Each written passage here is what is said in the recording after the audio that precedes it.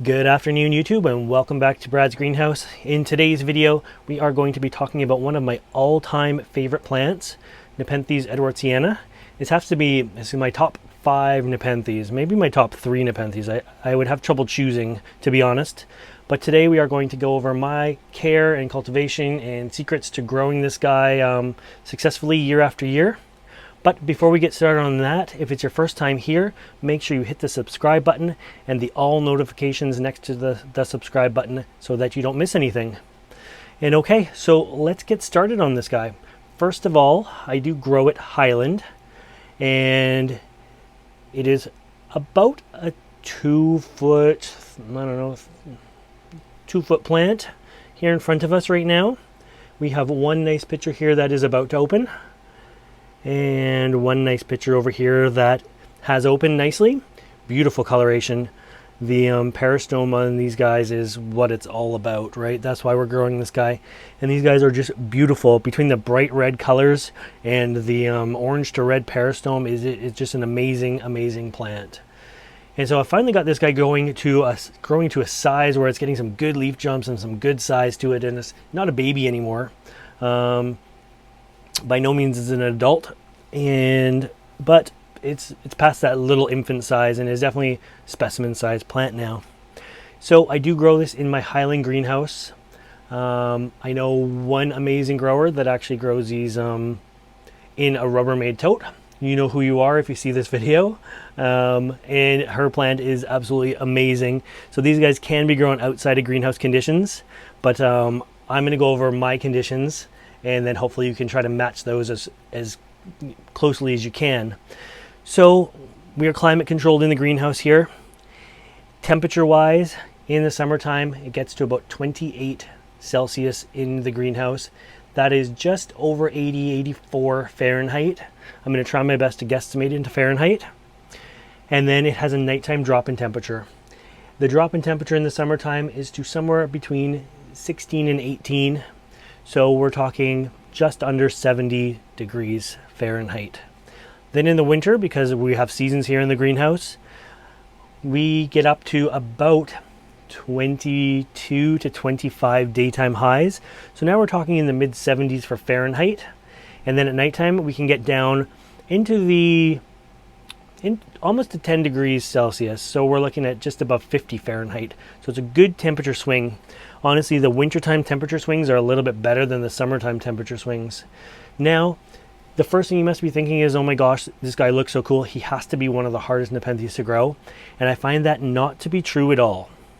So I find this more of an intermediate grower. It does really well for me in the spring and the fall when the greenhouse is just getting down to like 14 to 16 Celsius, somewhere about 65 Fahrenheit at nighttime. It doesn't need super low temperatures to thrive. So that's one thing. It's not an ultra highland plant. It is a highland plant that can almost be grown intermediate. So that is the biggest question I always receive. The next thing is humidity. In order to produce these wonderful plump pitchers that it's growing, it does need higher humidity. If you had these temperatures in your home without the humidity, there's no way this is going to pitcher up. It is just, the tendrils are not going to make a pitcher and they're just going to dry up. So I have a couple hydrofoggers in the greenhouse. Doesn't matter the time of year. It is always about 85% humidity in here. Nice and humid.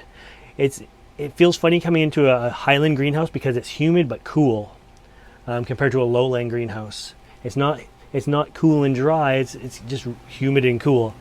The plant itself, although it is 85% humidity here, is not necessarily wet all that much. I don't spray it with water very often. I don't mist it very often. I do try to keep most of my plants dry for the most part, unless I'm actually physically watering that day or that time. And at that point, for watering, I have hot and cold water in the greenhouse. It's mixed. It runs at about 20 Celsius, so that's about 72 Fahrenheit. So it's just a room temperature water. And I use the hose on the shower setting, and I just shower this whole section that you see in front of you with water. I make sure to make an effort of getting to the pot. The pot itself is a good sized pot. It's about a 5.5 or 6 inch square pot now that it's in, and it's actually elevated up. I don't have it sitting in a tray. I want good drainage for this guy. It does have a layer of moss on the top. It's a bunch of mixed mosses.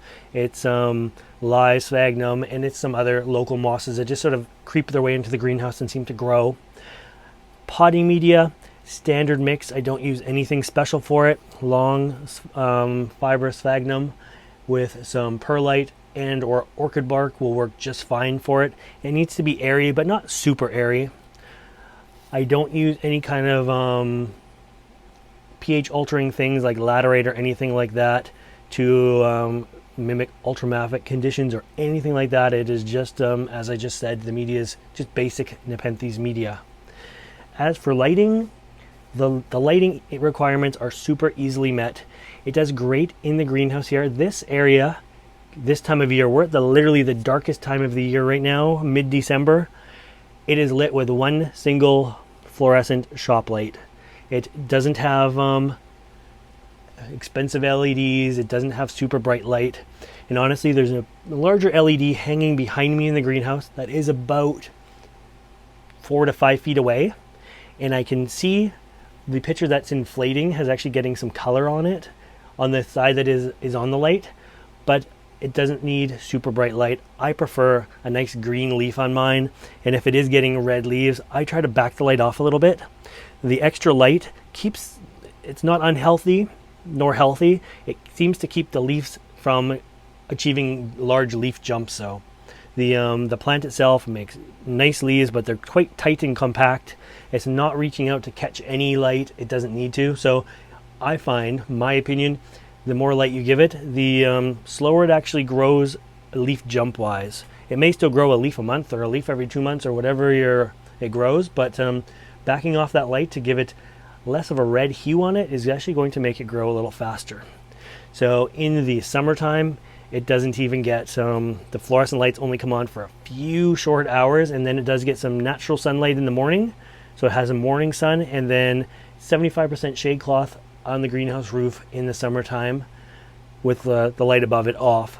And it's not hanging on the roof either. It's got plants above it, so it is this very dappled light and doing very well in that light. What else can I tell you? I do give it some max C foliar feeding every once in a while. I'm inconsistent with it. I try to do it once every few months at the minimum. It's definitely due again.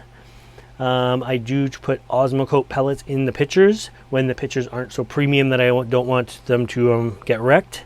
They can handle quite a bit of fertilizer in the pitcher itself. They don't seem to rot too easily, but for now I'm just enjoying the pitcher as it is and leaving it.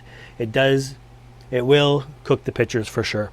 And I do find, and I haven't done enough on this to, other than what I'm finding this year sort of thing, the more you feed it, the less likely it is to actually pitcher on the next leaf. So it's a fine balance with Edwardsiana as to how much to actually feed this guy. It seems like you want to feed it some, but you don't need to feed it huge, or else you're going to end up with tendrils with no pitchers on them because it just simply doesn't need it. The old pitchers don't rot, so it can continue to draw nutrients from the soup that's in the bottom of the pitcher, even though the top may be gone, the bottom isn't. What else can I tell you? I try to repot this guy every 3 years. I wait till the media is just about to break down, and then I don't go too heavy on the kneading out of the old media. I just simply, in the last case, whatever media kind of fell off with a tickle of my fingers is what fell off, and then I put the whole plant into a bigger pot. So it was really easy that time. But you do have to be careful of over potting. For watering, of course, in the summer I have to water more than the winter. And I can't give you an exact schedule. It's going to be different between your humidity and even your root system in your pot, the media you use and the percentages. But you always want to keep it moist, not sopping wet, never sitting in water, and of course never drying out. So anyways, that is my Edwardsiana care. Again, if it's your first time here, make sure you hit the subscribe button and the little bell next to the subscribe button to make sure you get all notifications so you never miss anything. And thank you for watching, and we will see you next time. Bye for now, guys.